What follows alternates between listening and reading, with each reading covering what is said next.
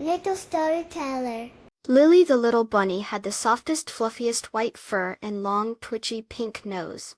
She loved to hop through Sunny Meadow, where colorful flowers bloomed and butterflies with painted wings fluttered by.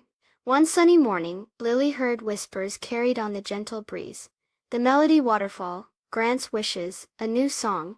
Curious, Lily hopped towards the sound of trickling water. Soon she found a sparkling river that led to a beautiful waterfall. The water tumbled down smooth, mossy rocks, and the sound it made was like a gentle, tinkling melody.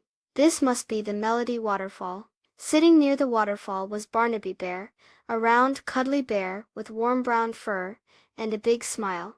He hummed softly to himself, tapping his paw on a smooth stone. "Hello, Barnaby," Lily called.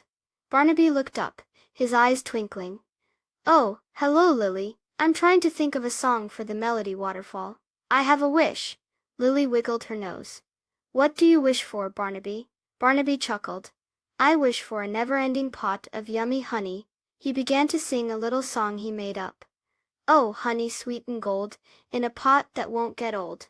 The waterfall shimmered a little as he sang. Now Lily wanted to try.